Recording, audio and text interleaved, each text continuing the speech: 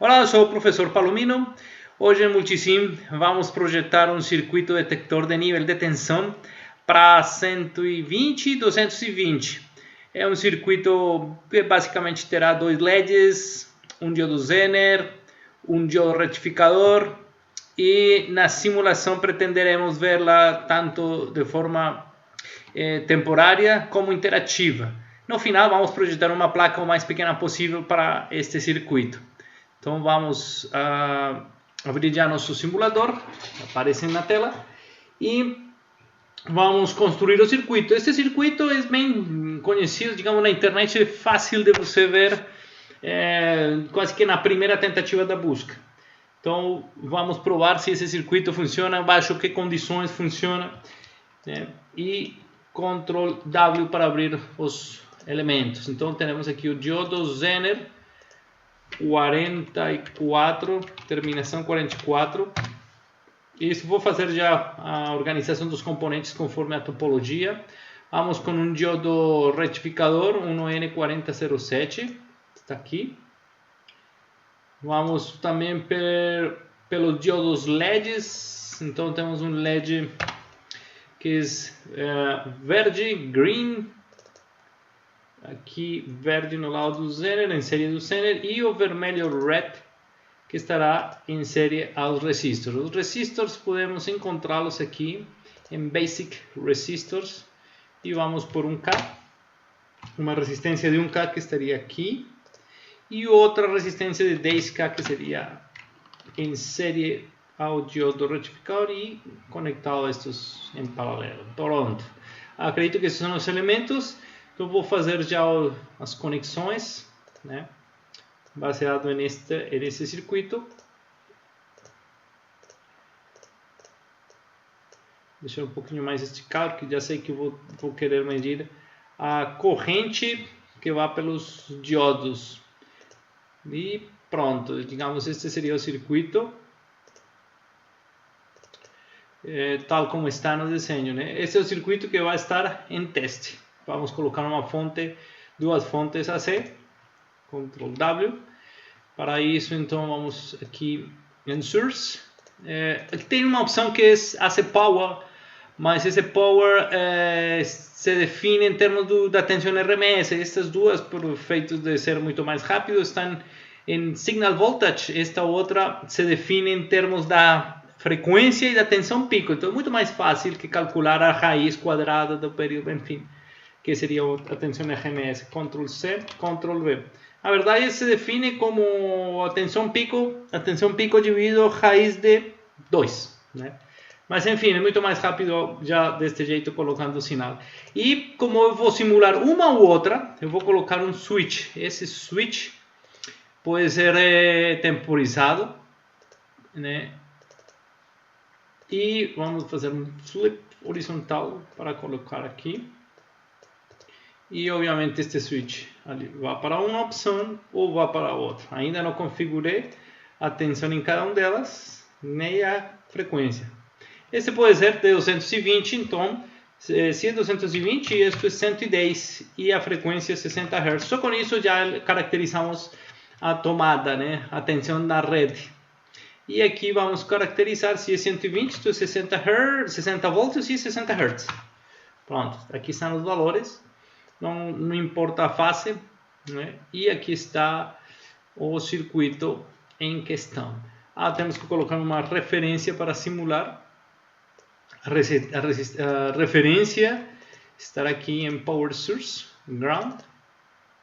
Pronto, está aí a opção certa para referenciar. Lembrando que tem analógico digital, este é analógico. E aí está o circuito pronto para ser a simulação interativa. Mas antes eu quero monitorar a corrente nos LEDs, né? Porque se o LED está com uma corrente em torno de, digamos, de 3 mA a 20 mA, é supremamente interessante o circuito, né? O LED a partir de 3 mA começa a brilhar, em 10 mA está brilhante, e de aí para frente quase que não adianta muito, a potência é quase que a mesma em termos de brilho, né? Então vamos rotaciona. Expliquei errado aqui. Cancelar. Close. Então seleciono aqui, vou rotacionar um pouco para não ficar em cima de outro componente. Esse também.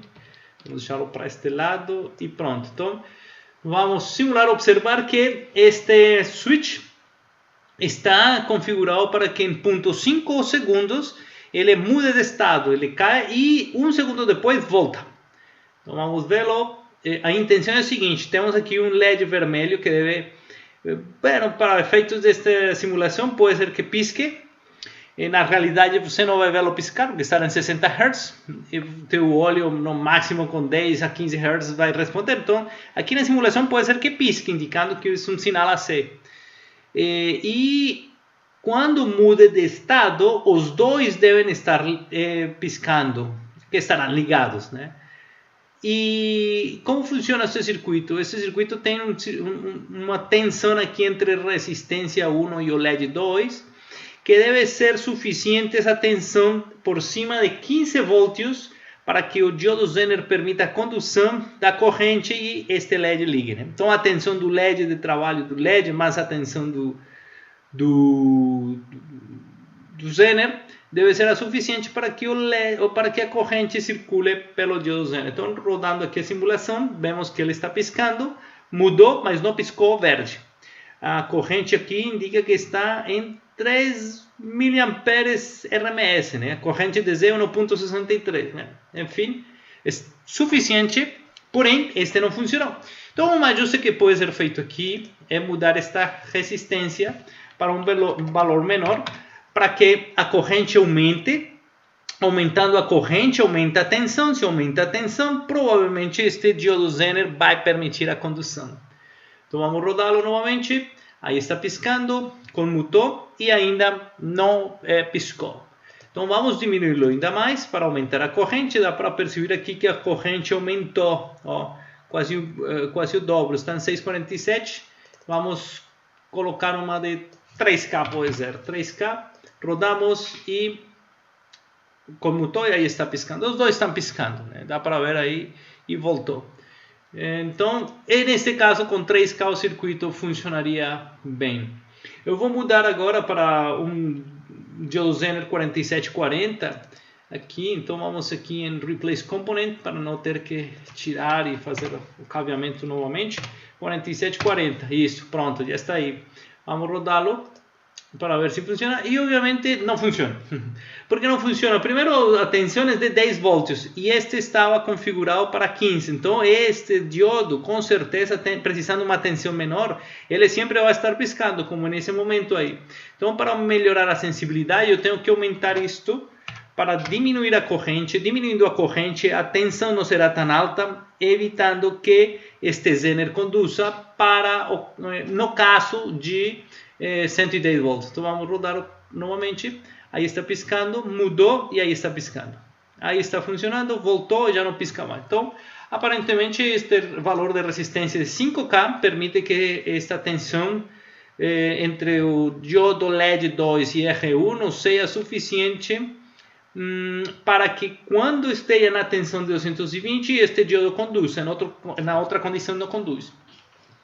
Então tá, agora já que a simulação interativa deu certo, eu quero ver a transitória. Então a transitória, eu como tenho um sinal de 60 Hz, poderíamos pensar em vê-lo em um período, mas observando que nós temos aqui uma chave que vai demorar 0.5 segundos e 1 segundo, eu prefiro então ver uma densidade de onda e ver como comuta este sinal. Mas antes disso, já salvei a simulação, mas antes disso eu vou colocar aqui a tensão da chave, que vai permitir saber quando que ela está comutando, né?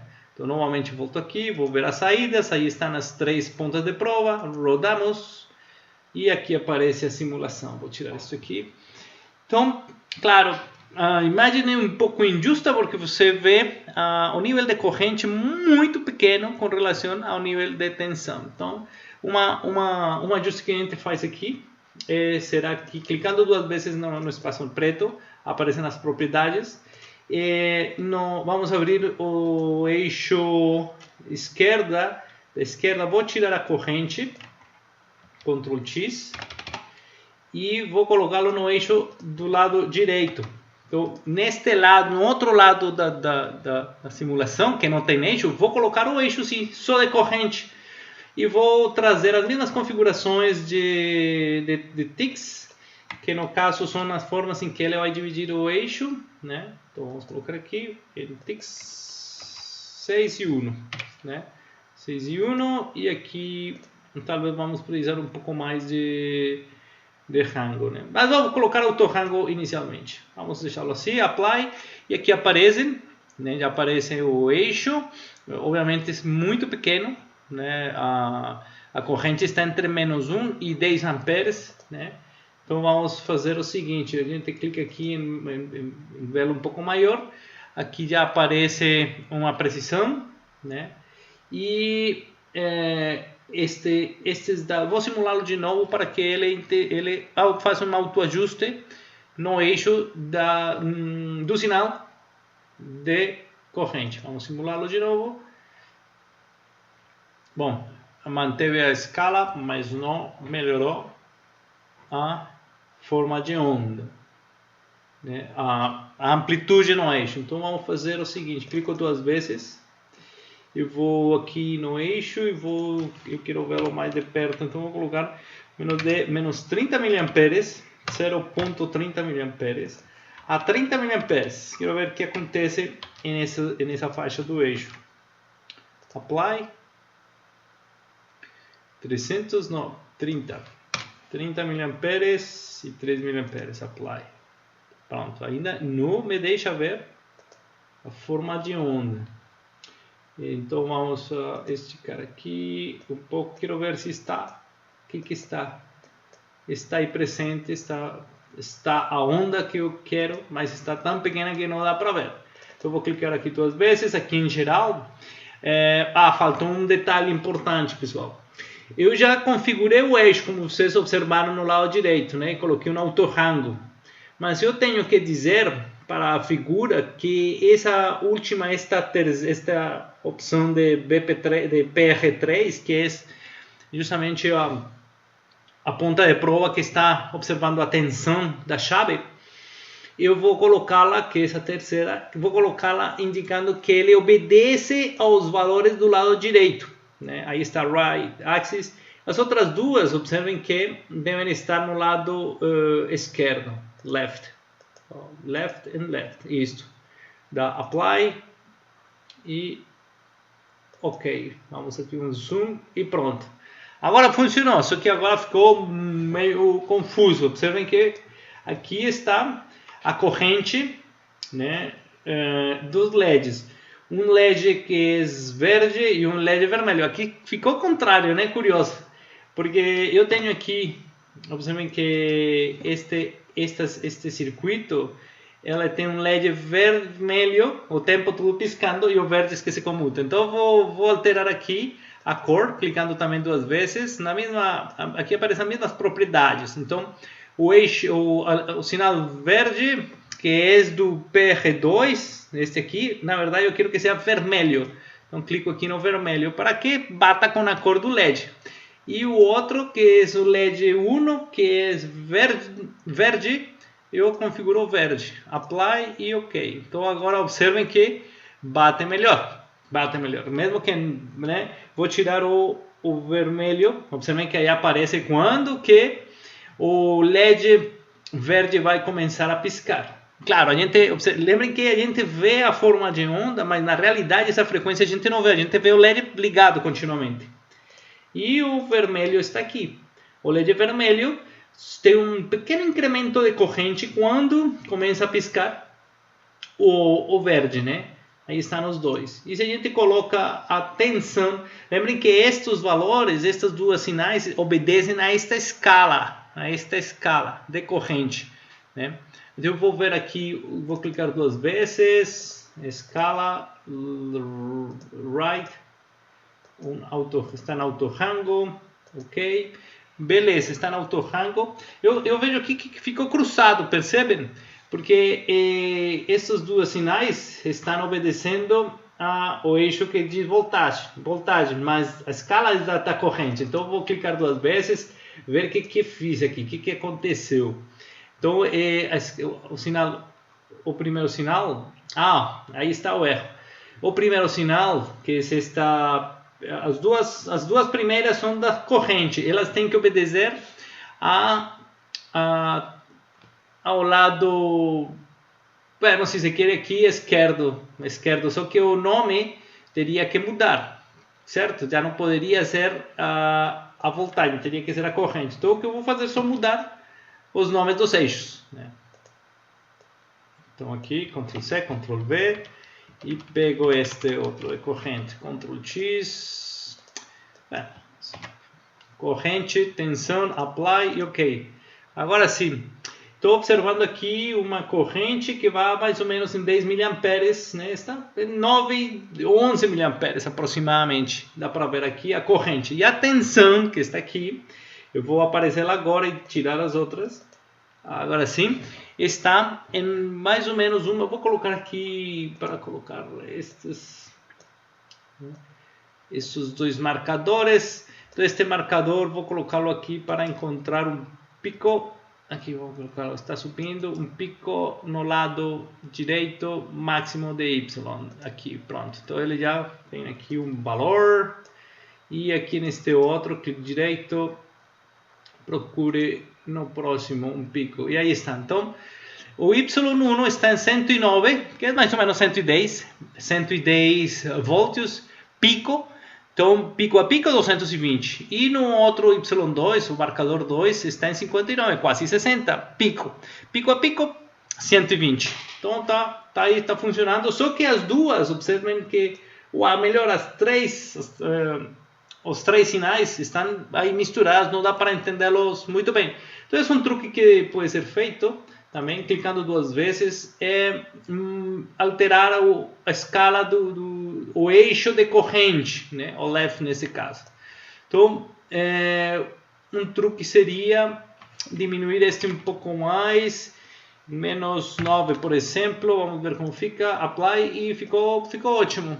Ficou ótimo. Vou fechar aqui, ok. Esse já não preciso. Então, observem que ficou a escala da corrente entre 0 e 12 mA, mais ou menos dá para ver aqui, né? E na escala de tensão continua a mesma aqui. Dá para depois brincar com a escala de tensão, diminuí-la, aumentar a outra para deixar distribuído. Você pode brincar com os eixos, mudando essa escala. Aqui dá para ver claramente o que acontece quando muda de tensão. O circuito começa a piscar o LED verde. Eu vou fazer agora um zoom para você ver isso mais detalhadamente, justamente aqui quando muda, né? E aqui dá para ver, ó, aqui estamos em 120 e passa a 220, né? Na figura dos LEDs, a corrente está circulando por o LED vermelho, que é de cor vermelho aqui, dá para ver. Porém, quando comuta o sinal a 220, o LED verde também começa a piscar, ó, quase na mesma corrente, com a mesma corrente que o LED vermelho. Na verdade, isso não importa. Se um brilha um pouquinho mais que o outro, você quase que nem vai perceber. Então, estaria funcionando bastante bem, bastante bem. Então, essa é a forma de comprovação que o circuito está funcionando. Estamos prontos, então, para fabricar a placa. Para fabricar a placa, então, vamos a Transfer to Chillboard 14. Isto, vamos deixá-lo assim com esse nome. Eu já tinha feito um teste deste Chillboard. Vamos ver se está funcionando bem. Isto, abriu. Então, eu já tenho mais ou menos uma configuração até dos anteriores vídeos. Aqui ele vai me mostrar as partes que ele tem definidas. Eu acredito que não percebi. Aqui observe que temos do circuito que tem 2 LEDs, 2 diodos, um Zener, enfim, não aparece. Aparece um elemento aqui que, observando aqui em 3D, parece um switch.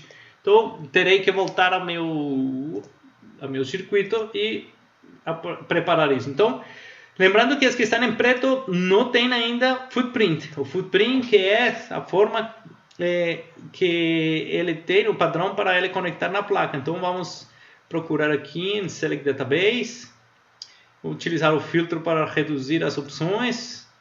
Vamos colocar primeiro que seja de 2 pinos, também que seja do tipo de solda Through-Hole, ou seja, com furo, TH, Through-Hole. E também vamos colocar que me dê as resistências, o chipboard footprint que tenha o termo RES, de resistência, que contenha o termo RES. Dá OK? E aqui aparecem as opções. A primeira opção vou tomar, né? Porque são resistências de 1/4 de watts. Então vamos selecionar. E pronto, OK. Então este aqui já ficou azul e esta ainda falta por definir o valor do footprint. Então propriedades, edit footprint novamente, vamos selecionar da base de dados, filtrar e novamente vamos colocar então que tenha o termo, não importa a ordem, né?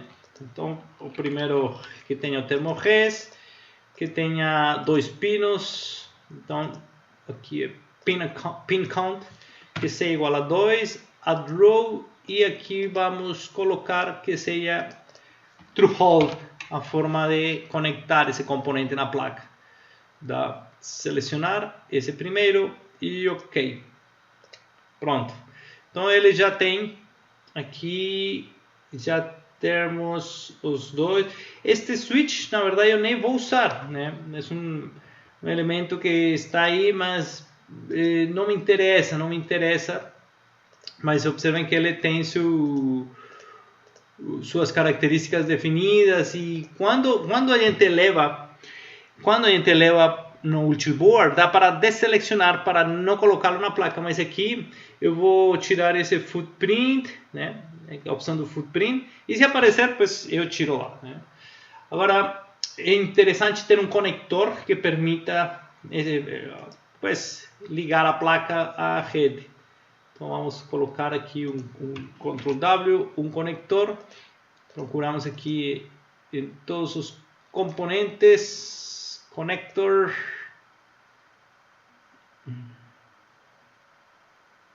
Perdão, nos grupos aqui, connectors. Em connectors se tem um terminal em bloco de 2 terminais, né? A fase neutra. Pronto, eu vou colocá-lo aqui exatamente na entrada do circuito, né? Aqui e o outro terminal aqui. Pronto, para não tirar ele não gera problemas na simulação, tá? Então posso deixar as fontes, posso deixar tudo e somente incluir esse componente que é importante na placa, né? Então vamos agora fechar e novamente transferir ao Ultiboard 14. Já tinha feito um circuito, vou trocá-lo, né? Aí abriu. E aí aparecem todos os componentes para o LED, as conexões. Vamos clicar em OK. E aqui aparece. Bom, mesmo assim que eu tirei o footprint, a opção de utilizar o footprint do switch, apareceu, né? Então a gente vê esses detalhes quando coloca a placa em 3D. Então inicialmente uma boa dica é coloque os componentes na metade desta região, porque esta região está configurado para ser, aqui o centro é o eixo da imagem em 3D, observe, né? Então aqui está o switch, né? Um switch, e pues bom, isso não me interessa, esse switch, então eu simplesmente clico nele e tiro. Pode ser que dê problema, como efetivamente acontece aqui, né? Tem um problema aí, que falta um footprint, mas já tirei para ele desconsiderar esse erro. Agora vou redimensionar a placa em função pode ser primeiro organizar os componentes e depois diminuir a placa. Só que para que apareça aqui já mais ou menos como vai ficar, eu vou aqui clicar em Board Outline, clico 2 vezes. E agora clico na faixa amarela para eu redimensionar isso aqui, mais ou menos como vai ser a placa. A placa vai ficar menor que isso, com certeza, mas já para vê-lo aqui em 3D. Observe que estou utilizando aqui o Bird Eyes, que você pode ver, né? Aqui em Bird Eyes. Também tenho utilizado o 3D Preview para ver a placa. Isso ajuda também esta aqui, para você saber onde que está observando, né? Eu posso clicar aqui e dizer, me mostra isso aqui, ele está aí. Então, ao tempo todo que eu esteja fazendo zoom e tal, eu posso saber aqui onde que estou, né? Se eu faço aqui o zoom, ele vai mostrando aqui em que parte do circuito estou observando. Beleza, então, na medida que eu vou mudando aqui também na imagem 3D aparecerá. Então, primeiro vou posicionar este componente que é o conector. E este conector me parece que fica bem assim, né? Vamos ver aqui. Está correto. Você sabe porque aqui a conexão do fio é maior que a parte de atrás dele, né? A parte de atrás é mais pequena. Bom, e até porque o nome também fica aqui na frente. Estes diodos, este diodo, por exemplo, LED, vou colocá-lo por aqui. Este outro também pode ser por aqui. Uma forma aleatória, mais ou menos. Eu só vou dar-lhe uma ajuda aqui ao programa para ver. Vou fazer um auto-routing, né? Aqui temos um diodo.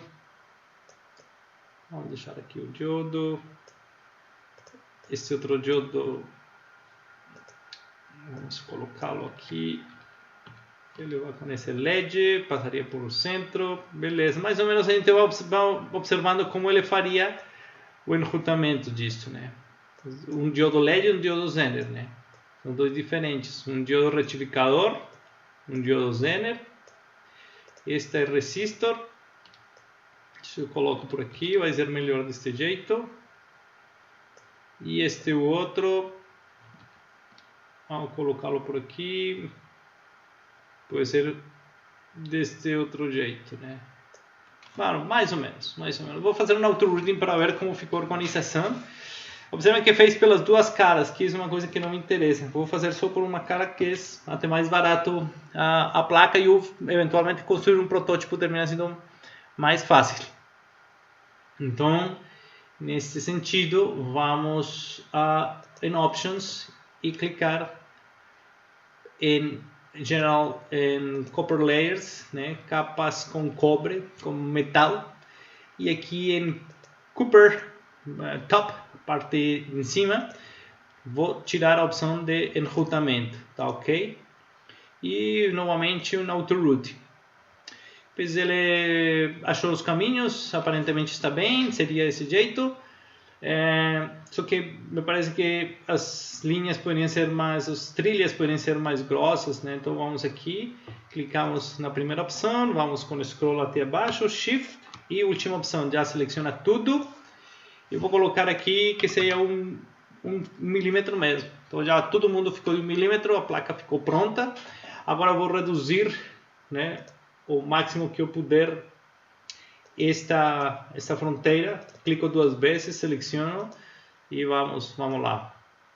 Então inicialmente vou aproximar. Se me aproximo demais, ela pode já dar um erro, né? Por exemplo, aqui o DRC já se dispara, diz, tem problemas aqui porque está muito perto da borda, muito perto da borda. Então tá bom. Como eu não pretendo mexer nas trilhas, que poderia ser uma opção, às vezes você tem uma restrição de projeto de tamanho, então teria que se virar, né, para fazê-la dentro das especificações, mas neste caso, como é livre, opção livre, então vamos fazê-la assim, né? Vamos diminuir aqui um pouco mais até ele detectar algum problema. Vou deixá-la aí, já que fica perto já dos LEDs. E esta outra opção, vamos colocá-la um pouco mais para cá e dá problema. Então, vamos deixá-lo aqui. Aí já não dá problema. Essa é a placa, observem como vai ficando, né? Um pedacinho. E vamos ver as dimensões, né? Então, com as dimensões, eu posso ir aqui em Silkstrop, em Silica, vamos ver aqui, Silk Screen Top. Isso, clica aqui, vamos em Place, Dimension e pode ser horizontal e vertical. Vamos primeiro pela horizontal, se posiciona e leva até lá. Muito bem, estica um pouquinho para baixo para não Isso, pronto. Tá aí. Clico 2 vezes e aí está. 29 milímetros, quase 3 centímetros. E na vertical, place dimension. E vamos observar a outra dimensão dela. Listo, vamos deixar lá. Ok, pronto. Aí está, 26.9, praticamente 27 milímetros por praticamente 30 milímetros. Bastante pequena a plaquinha, né? Primeiro, eu tenho que colocá-lo na copper top bottom, que é essa camada em que a gente vai colocar esse plano de terra. Então vamos com place, que no caso seria um neutro. Então vamos com place, graphics, rectângulo, clicamos aqui e levamos para lá. Pronto, então ele já criou. Ficou bastante pequeno, poderíamos aumentá-lo, mas enfim, vamos deixá-lo assim por enquanto. Vamos ver como está por aqui por trás. Na verdade ele está na área das conexões, então estaria certo. E esse seria o resultado da plaquinha, né? E acredito são elementos que não vão esquentar, não devem esquentar, então não terá problema de aquecimento. Aí estão as dimensões e essa seria a placa final, a placa resultante, né? Então, se você pretende fazer esse circuito, vale a pena fazer as simulações também com outros diodos Zener, fazer os testes, alterar as resistências. Quem sabe levá-lo ao protoboard e ver que também funciona antes de projetar a placa. Pegar os tamanhos certos dos componentes que você tem, quem sabe consiga diminuir ainda mais essa placa. Beleza? Então se inscreva no canal para vocês terem outros alertas, avisos dos outros vídeos que eu publiquei. E a gente se vê então no próximo vídeo de Multisim deste canal. Muito obrigado, tchau!